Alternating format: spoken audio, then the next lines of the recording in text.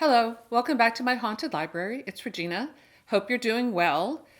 So, I'm here today with something a little different, at least for me, and I'm doing some mini reviews of some new fiction I've been reading.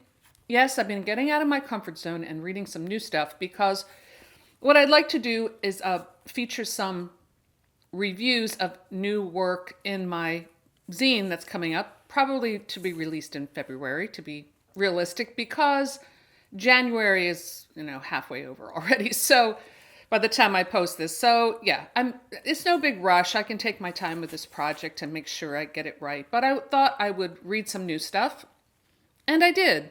And it was a good experience overall. So let's just start right in with what I've read, and I'll talk a little bit about it. And maybe you've read some of this too. Some of these I downloaded from NetGalley, so some of these have not been officially released yet. So I'll start out with my best book of the group, and that was Gothic by Philip Fracassi. This was a 5-star read for me, very enthusiastic 5-star read. This is published by Cemetery Dance, and it's coming out in this February. And I was really happy I took a chance with this book because I absolutely loved it. So here's the blurb. On his 59th birthday, Tyson Parks, a famous but struggling horror writer, receives an antique desk from his partner Sarah in the hopes it will rekindle his creative juices. Perhaps inspire him to write another best-selling novel and prove his best years aren't behind him. A continent away, a mysterious woman makes inquiries about her sources around the world, seeking the whereabouts of a certain artifact her family has been hunting for centuries. With the help of a New York private detective, she finally finds what she's looking for. It's in the home of Tyson Parks. Meanwhile, as Tyson begins to use his new desk, he begins acting strange, violent, his writing more disturbing than anything he's done before. But publishers are paying top dollar, convinced his new work will be a hit, and Tyson will do whatever it takes to protect his newfound success, even if it means the destruction of the ones he loves, even if it means his own sanity. I absolutely love this book. To me, it just rekindled my love of horror, and even though I'm thinking, I do love new horror, if I'm honest, I think I love this book because it's like old horror. And maybe it's just because I'm old and I like older stuff, and that's okay. Because a lot of the newer stuff I find, I wouldn't even say it's horror, it's something else. It's not maybe what I would consider horror. So I love this because it was old school. And it was very well done. Well, it kind of had like a Ramsey Campbell feel to it, or Ira Levin. It takes place in New York. It starts out with our character, Tyson Parks, who's on the verge of being 60, and he's washed up. He's all washed up. He was a hit in the 80s, in the 90s. He had some bestsellers. He made money. He bought a beautiful townhouse. He's got a nice live-in girlfriend. He's successful, only he's not successful anymore. And what he just turned into his publisher is crap, according to his publisher. So his publisher's not happy. It's a very painful opening scene in the publisher's office. And Tyson, he's gotten like out of shape. He talks about like the writer's spare tire from sitting in his chair. He's been drinking too much. His girlfriend, she has her own money, but he feels like he's lost the edge, like everything's falling apart. And he has a choice to just try to push what the book that he wants to write, which he wrote, but the publisher's like, this is crap. We want you to write what you used to write, the hits. And, creativity doesn't really work that way. He knows it. So Sarah, being the loving partner that she is, decides to help boost his creativity by buying him this incredible antique desk. And he's been using the same desk I think was in his college dorm, or he wrote his first successful novel on. And she decides, clean slate. Well, this thing is not really a desk. It's more like an altar. And when it is delivered to the antique shop, there's a horrible accident. So there's some kind of curse on it, something really messed up about this desk. However, once Tyson sits down at this desk, he just, it's almost like he doesn't have to even work. He closes his eyes and he becomes possessed, and this brilliant story comes out. And of course, his publisher loves it and it's a big success. But what price does he have to pay? Well, that's how the novel develops about what that is. So this wasn't exactly new territory as far as it's a classic story, but it is a new story. I absolutely loved it. Now, some people might say, oh, we've seen this story about a writer before. We've seen this in Stephen King. In The Mouth of Madness, we've had this trope before. That's true. But a lot of good horror relies on those old tropes.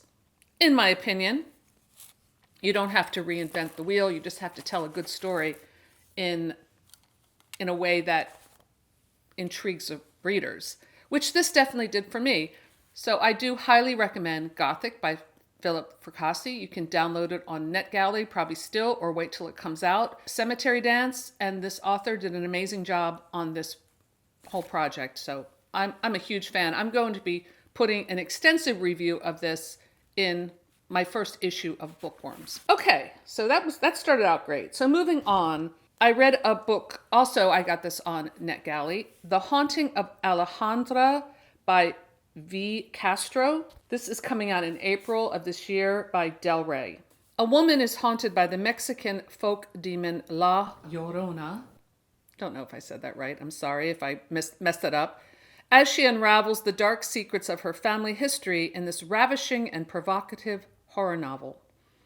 Alejandra no longer knows who she is. To her husband, she is a wife, and to her children, a mother. To her own adoptive mother, she is a daughter, but they cannot see who Alejandra has become, a woman struggling with a darkness that threatens to consume her. Nor can they see what she sees. In times of despair, a ghostly vision appears to her, the apparition of a crying woman in a ragged white gown. Again, we have kind of a long blurb here. When Alejandra visits a therapist, she begins exploring her family's history, starting with the biological mother she never knew. As she goes deeper into the lives of the women in her family, she learns that heartbreak and tragedy are not the only things she has in common with her ancestors, because the crying woman was with them too. And she will not leave until Alejandra follows her mother, her grandmother, and all the women who came before her into the darkness. This book I did enjoy. I think I gave this one 3.5 stars. I did enjoy it just as a story, as a piece of woman's fiction. Like, I thought the central story was really intriguing. It did kind of remind me of the Stepford Wives in a way, because this woman is living this very stereotypical wife and mother role, and her husband is just such a jerk. Like, he is a character that's very much in the background. You never get his POV. You never get really a lot of development about his character, other than he is a man who was looking for a traditional wife. I feel like it's almost like a feminist fiction from the 70s, like if you ever read The Woman's Room. So what I found really interesting about this story was, as Alejandra is like exploring her own life and herself, which she's never done, she kind of gave away all of her power to her husband.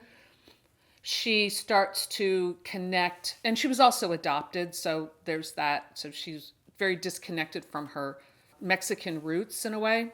So by rediscovering it, she finds that she and her family line has been tormented by this ghostly figure, spidery, clingy, witchy, I guess is the right word, a female demon who just wants to take away your soul. So although I really enjoyed the book, I don't really think I would say this is horror. There's no real suspense built in a way. It's more of like an inner journey. Now that could be considered horror. I don't know. I'm old school, so this is what I struggle with when I read a lot of the newer stuff. All right, so now we move on to a book that came out in October by one of our own booktubers. Poking Holes by Juan, Valencia, is self-published debut collection, which is very impressive for its writing, its bravery. It's very dark, I have to say. It really goes into some dark places. I'm not a big fan of transgressive fiction, so I had a hard time even rating this because it did affect me in a way that made me very sad and even gave me a stomach ache, I have to say. But I admire just the brilliance of this and how well it's written. So, people are holes waiting to be filled. Kind of reminds me of Books of Blood. Everyone is a book of blood, I think is the tagline. That might be an intentional homage, just saying. People are sharp, nervous blades dancing across skin and bone. People are hungry, desperate, empty maws waiting to be fed. The story that really stuck with me is called In a Hot Car, about this, I think he's Mexican, boy who is decides to cross the border illegally with these other people in the trunk of a car. And the story begins when the car has been abandoned on the desert and there's nobody around, and everyone in the trunk is dead except for this boy, and he's trying to burrow his way out. The story is amazing. I really think it could really stand on its own in another anthology. So hey, I support Juan 100%. I really can't wait to see where he's going to go as a writer. So I was happy to read that. He sent me a nice signed copy. And I also read The Final Girls Support Group by Grady Hendrix. In horror movies, the final girl is the one who is left standing when the credits roll, the one who fought back, defeated the killer, and avenged her friends, the one who emerges bloodied but victorious. But after the sirens fade and the audience moves on, what happens to her? You know, it was only a few years ago that I even heard this term final girl. That was never a thing. I think it's part of a book called Men, Women, and Chainsaws. Yeah, I mean, it's like the end of a slasher film. I just watched the House on Sorority Row, and there was the one girl that isn't, she's usually the good girl. You know, she's the nice girl. She's Jamie Lee Curtis in Halloween. You know, she's not the slutty one or the stupid one or the I don't know, the bookish one. She's the ultimate girl, and she makes it to the end. Well, this story is about girls who are now grown-up women, like middle-aged women, who survived these slaughters in real life. Again, I'm thinking about that Idaho case, and of course there were two girls who survived that. They weren't attacked, but the one girl who, I don't know, for whatever reason, slept through the whole thing, or I don't know, she's been getting all kinds of, the Daily Mail's hiding in her bushes trying to get a picture of her. So this actually is a real thing, and not to be glib about it. So this book is about this group of these girls who, women, we'll call them, who meet in a support group with a therapist, and they've been doing for a long time, I don't know, 20 years. And they come from all different walks of life, but they have this in common, that they've all survived some horrible mass murder, slaughter. And now it's happening again. So yeah, this is kind of a typical, I would say a typical Grady Hendrix book, in that it's has a lot of like inside jabs, like jokes about the horror genre in film and literature. Some I think went right over my head, but I do always enjoy his tone in these stories. I was watching a review of this from Rachel at Shades of Orange, and she made an observation that I agree with. There's something, although you can acknowledge that, yeah, I really think this is a good book, there's something distancing about it. It might be the humor. It might be the cheeky humor. It's never quite pulls you in like a horror novel because it's intentionally campy. Maybe that's it. I gave this one 3.5 stars. I didn't want to put it down. I kept reading throughout the night, and I enjoyed it. Did it give me chills and thrills or affect me in any way? No. So yeah, I recommend this if you're looking for a fun read, but kind of know that it's like a Grady Hendrix book. It does have a certain kind of tone to it. And sometimes I'm in the mood for that, and so I look forward to his next book, really. I sound a little lackluster about it. I don't mean to be. It's just, it didn't like grab me, and the way Gothic did. Like with Gothic, my heart was pounding, and I was happy because I was in territory that I knew. So look, reading is a very subjective thing. Well, I can see why I don't really read a lot of new fiction, because I find it kind of challenging in a way. But maybe that's good. Maybe I need to challenge myself more. So let me know in the comments below if you've read any of these books, or if you're tempted to dip into them. I would love to hear your thoughts.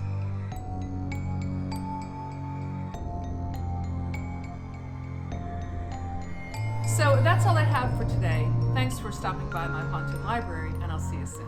Bye.